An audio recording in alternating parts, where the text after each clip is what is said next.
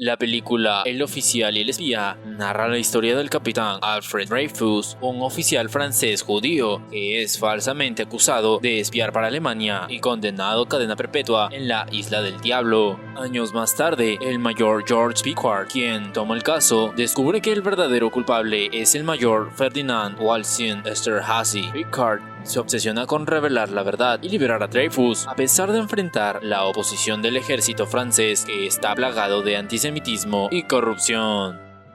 La película comienza situándonos el 5 de enero de 1895 en París. El capitán Alfred Dreyfus compadece ante la cúpula militar, el bando en que el Consejo de Guerra del Gobierno Militar de París, en su sesión del 22 de diciembre de 1894, le declaró por unanimidad culpable de alta traición, condenándolo a la deportación en un recinto fortificado y a la degradación. Él grita mientras es desposeído de sus galones que degradan a un inocente, mientras el pueblo arremolinado tras las rejas lo llama traidor o judío.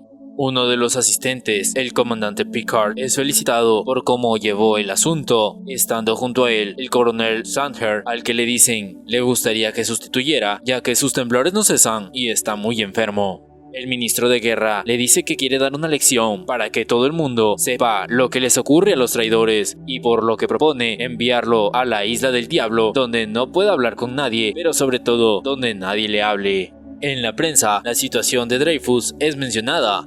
Durante una comida campestre, amigos de Picard preguntan por él, recordando que fue su alumno en la Escuela Superior de Guerra. El abogado Leblanc sugiere que se le negó un juicio justo por ser judío, pero Picard lo niega, argumentando que fue por razones de seguridad nacional. Picard recuerda que fue el único profesor que le puso mala nota, preguntándole él si fue por ser judío, asegurándole que no fue así. Tras la comida, Picard se acuesta con Pauline, la mujer de Philippe Monod, no entendiendo por qué se casó con él, si estaban juntos desde antes. Ella asegura que se casó con él porque fue él quien se lo pidió y él no. Estando con ella, recibe un telegrama del general Gons, el jefe del servicio de información, para verle. Este le dice que el coronel Sandher no puede seguir al mando de la sección de estadística, por lo que le nombran a él responsable del servicio de información, siendo ascendido a teniente coronel, siendo el más joven del ejército, ayudándole el comandante Henry, que él creía que sería el que ocuparía el puesto. Gons le explica que Henry es demasiado ruidoso y el padre de su mujer es posadero. Le pregunta si tiene algo por lo que le pueden chantajear y él dice que no. Henry conduce a su acompañante a través de las instalaciones, presentándole al personal, confidentes, agentes encargados de abrir correspondencia privada para recabar información, e incluso al capitán Loth, responsable de reconstruir el correo del agregado militar alemán que mantiene vínculos con el agregado militar italiano. Este último obtiene las cartas de la asistencia de la embajada, quien semanalmente les proporciona el contenido de la papelera. De hecho, fue de esta manera que consiguieron el memorándum de Dreyfus. Tras eso, recuerda cuando el coronel Sandher le mostró a aquel documento una nota sobre cobertura de piezas de artillería y el manual de tiro de la artillería de campaña. Estos detalles sugerían que el espía era un oficial de artillería que había pasado por las 4 secciones del Estado Mayor. El coronel le pidió muestras de caligrafía de cada oficial de artillería que hubiera realizado dichas anotaciones. Enseguida pensaron en Dreyfus por ser judío y tener una letra similar, por lo que le preparan una estrategia para obligarle a escribir una carta y comparar su letra, para más tarde obligarle a confesar y proponerle sutilmente el suicidio. Llamado por el coronel Sandher, acude a su casa, donde no es recibido amigablemente por su esposa, entregándole 48,000 francos de fondos reservados y una carpeta con los nombres de los sospechosos de traición, 2.500 personas para detener en caso de guerra y 100.000 extranjeros a recluir, sin incluir los judíos. Tras esto, Picard decide hacer cambios en el sistema para dejar de tener a la gente de dudosa moral y crear un sistema de salvoconductos. Le entregan el último sobre de la embajada alemana que recoge el propio Henry en una iglesia que está camino de su casa, algo que Picard considera inaudito, pues no cree que deba guardarlo en su casa, señalando que él decidirá qué se hace y con quién, siendo él quien vaya personalmente a la iglesia en la siguiente ocasión. Y efectivamente, lo podemos hacer. Primero ingresa un hombre, tras eso una mujer adulta, se sienta y un momento después se va. Solo en la iglesia, Picard va donde la mujer se sentó, entonces encuentra el sobre. Posteriormente, la película nos sitúa en el 2 de marzo de 1896. El oficial Locke le muestra un telegrama reconstruido que no se llegó a enviar y que encontró en ese último pedido, observando que el mismo iba dirigido a Esterhazy, lo que le hace plantearse si habrá otro espía. Contacta con un informador privado llamado Desperate Nine para obtener información de Esterhazy, señalando que en una semana tendrá la información. Pero pese a su advertencia, observa cómo Locke informó al comandante Henry que no cree que Esterhazy sea un espía, pues está en Rusia y sin acceso a material confidencial. El agente privado Desperate Nine lleva a Picard donde pueden observar a Esterhazy en compañía de una prostituta que él había instalado en un apartamento. A pesar de estar destinado en Rouen, Esterhazy raramente se encuentra allí y continúa inscribiéndose en cursos de artillería a pesar de no pertenecer a ese cuerpo. Desperate Nine y Picard toman la decisión de alquilar un piso frente a la embajada alemana con un comedor de oficiales en la planta baja, instalan dispositivos de escucha y montan un laboratorio fotográfico. A través de los escuchas logran obtener información de las conversaciones entre los agregados militares italiano y alemán, revelando su relación amorosa.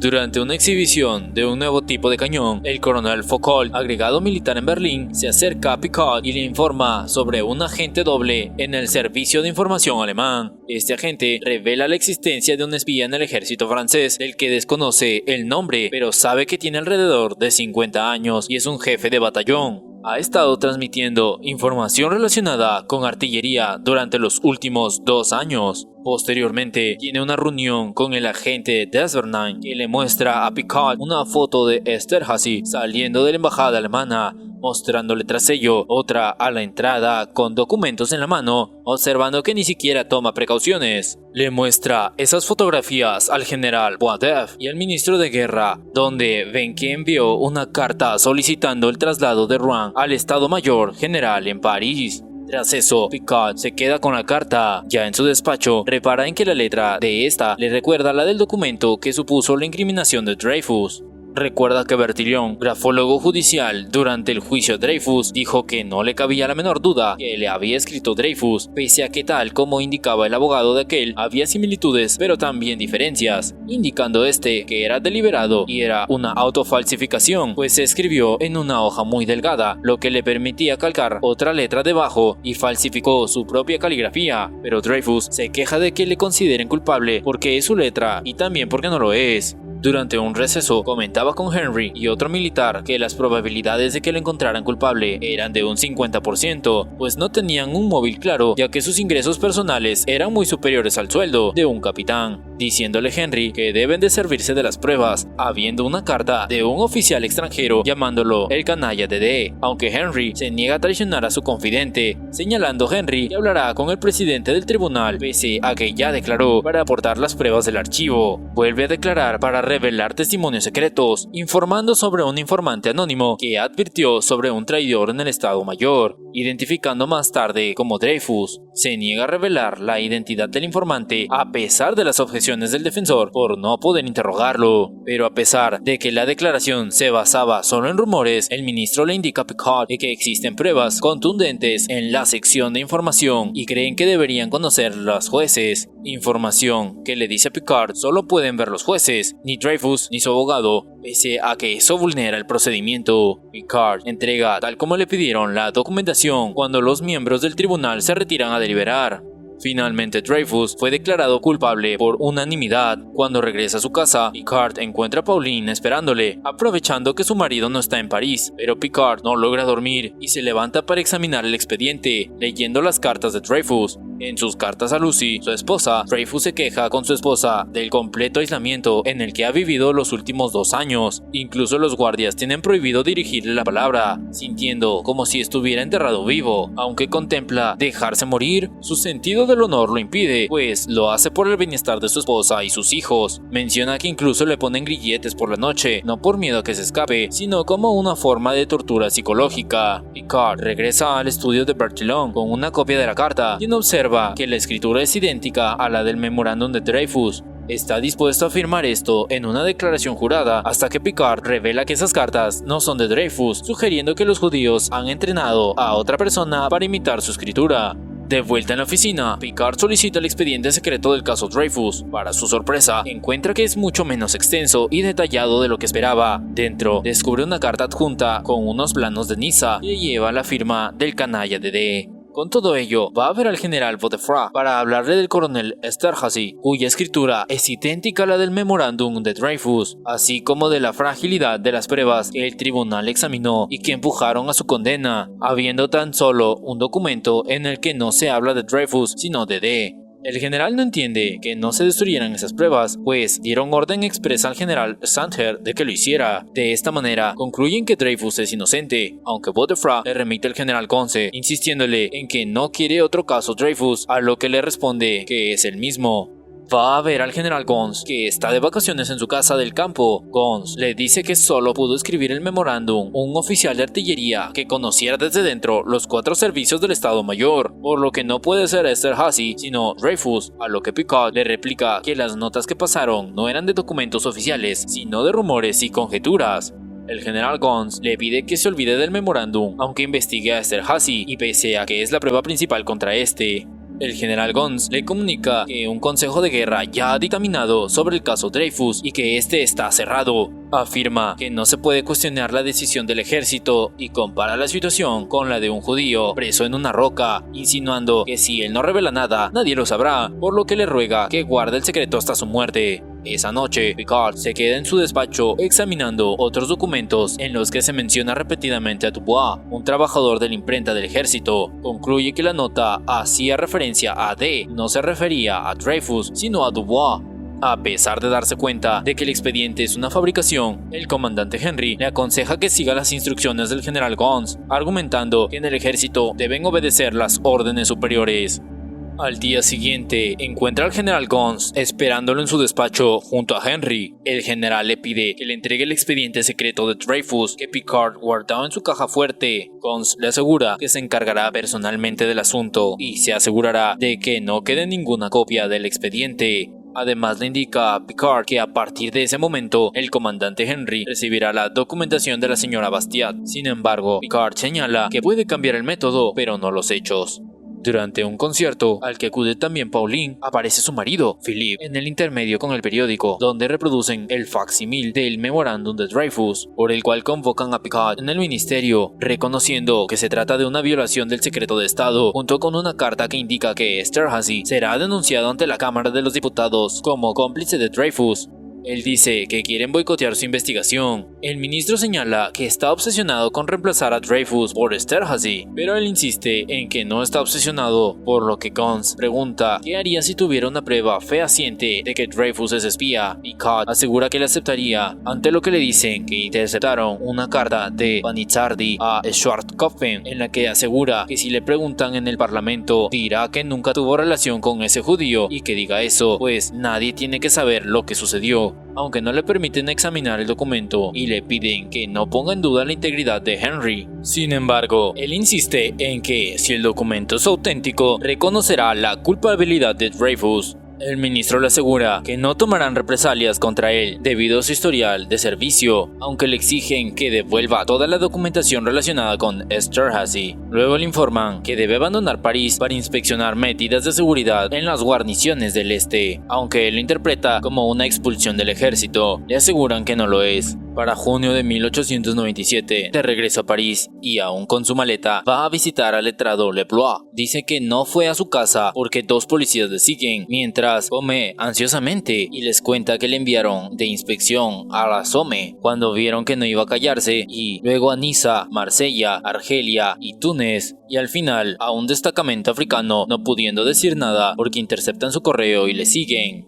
La semana anterior decidieron enviarle a una misión que consideraba suicida cerca de Trípoli y decidió regresar a París pese a los riesgos. Leblois le dice que deben hacerlo público pese a que él quiere evitar los escándalos ya que el ejército es su vida. Tras eso, recibido por el general Belliard, comandante militar del Sena, al que el ministro de guerra le encomendó la tarea de investigar las informaciones sobre Esterhazy, Allí le dicen que el telegrama que involucraba a Esterhazy estaba manipulado, insinuándole que fue él quien lo añadió a la documentación que le entregaron y que tras analizarlo vieron que el nombre de Esterhazy se añadió con otra tinta tras borrar al primer destinatario, pero él indica que si se hizo fue después de que él se fuera, aunque le acusan a él de la manipulación al estar a sueldo del sindicato judío que quiere liberar a Dreyfus. Sin embargo, él dice que no necesitaba crear pruebas falsas, pues el memorándum era suficiente para implicar a Esterhazy, por lo que le acusan de haber sido él quien filtró los diarios.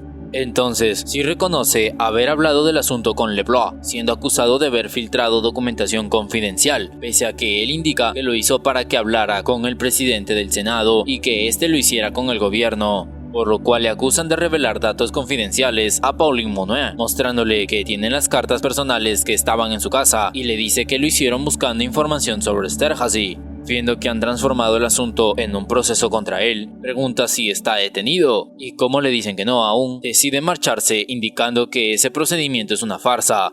Finalmente regresa a su hogar y encuentra todo en desorden. Poco después llega Pauline devastada para contarle que todo se lo han revelado a su esposo Philippe.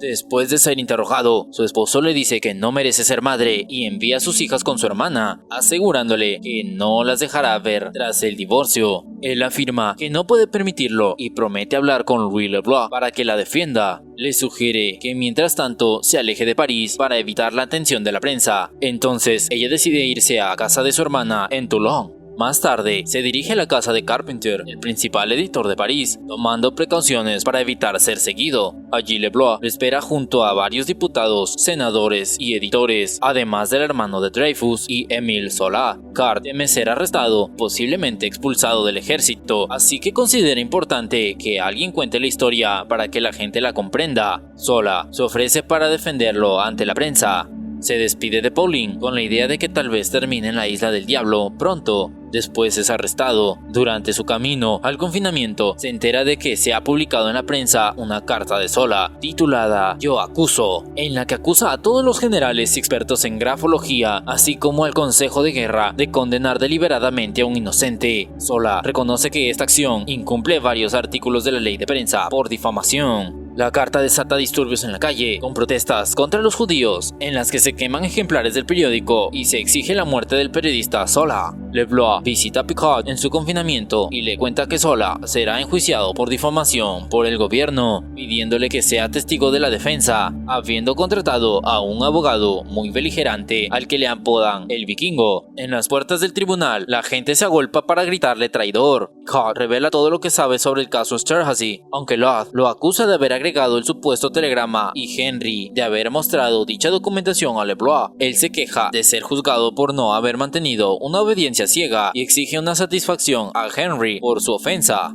Belleau afirma que existe un documento que acusa claramente a Dreyfus y el abogado defensor exige que lo presenten. Sin embargo, Guns se niega, argumentando que debe mantenerse en secreto por razones de seguridad militar. El general Boutefeu confirma esta postura, advirtiendo que si no confían en su ejército, cederán su lugar a otros. Laborie sugiere que esto es un golpe de estado, ya que los líderes militares amenazan con dimitir si el veredicto no les favorece. Dado tanto que Pellois y Boutefeu mencionan la carta, Picard asegura que queda exento del deber de confidencialidad. Vuelve a hablar ante el tribunal para declarar que la carta que están utilizando como prueba fehaciente es falsa. Tras eso, el 23 de febrero de 1998, el jurado dicta su veredicto declarando a Zola culpable, siendo condenado a 1 año de cárcel y una multa de 3.000 francos, por el cual los altos mandos militares lo celebran sabiendo que todo es mentira. Tras eso, el 5 de marzo de 1898, Picard, que exigió una satisfacción al teniente Henry, tiene un duelo en el que le ataca como un hombre desesperado con gran furia, aunque es herido en un brazo por Picard, pese a lo cual insiste en continuar con el duelo, aunque poco después debe darlo por terminado al no poder seguir. Picard recibe la visita del abogado Laborie, que le muestra un periódico donde lee la noticia del arresto del teniente coronel Henry por el Ministerio de la Guerra, tras confesar que él fue el autor de la carta que sirvió para declarar culpable a Dreyfus, al haberse descubierto que estaba escrita sobre 2 trozos de papel que no calzaban, por lo que deben repatriar a Dreyfus y repetir el juicio, ocasión que el abogado desea utilizar para llamar a Henry y acabar tumbando al gobierno. Sin embargo, el teniente coronel Henry se suicida en su celda. Mientras tanto, tras un año en la cárcel, el gobierno retira la acusación contra el coronel Picard y sale libre, por el cual muchos periodistas lo esperaban fuera, aprovechando la ocasión para pedir que se detenga al verdadero traidor Esterhazy y que se revise la condena de Dreyfus. Un día es atacado por Esterhazy en la calle, aunque Picard logra derribarlo y darle un puñetazo, aunque le exige un combate, él no le hace caso. Finalmente Dreyfus es repatriado a Francia y se celebra un nuevo juicio en el que vuelve a declararse inocente de la acusación de alta traición. El general Mercier insiste en su convicción de la culpabilidad y de que entregó el expediente secreto, pareciéndole patético el intento del judaísmo internacional, que gastó mucho dinero por defenderlo. Al día siguiente, de camino al tribunal, se une a ellos Laborie, que parece muy optimista cuando de pronto se acerca un hombre por detrás y le dispara, acabando con él. Picard reacciona siguiendo al asesino sin temer que le dispare a él, aunque le pierde al llegar al bosque.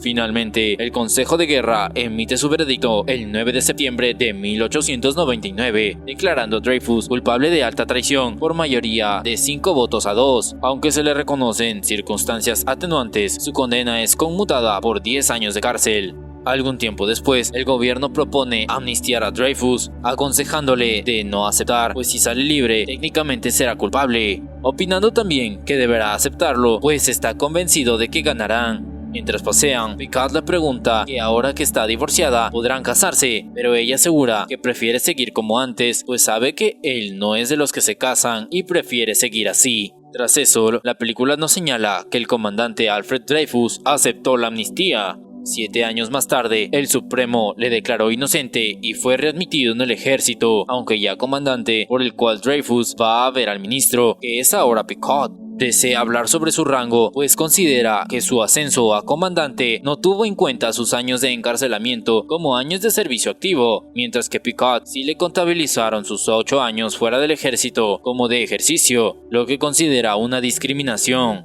El ahora ministro Picard le dice que para ello debería existir una legislación especial, algo que le asegura no se aprobaría dado el clima político y no puede reabrir la polémica, pues ya le es duro trabajar con antiguos enemigos. Picard se disculpa por su papel en el proceso, pero Dreyfus le asegura que ya lo ha compensado con creces. Reconoce que Picard no habría llegado a su posición actual sin él, pero Picard insiste en que llegó a donde está porque hizo lo correcto. Tras eso, la película nos dice que los dos hombres nunca volvieron a verse.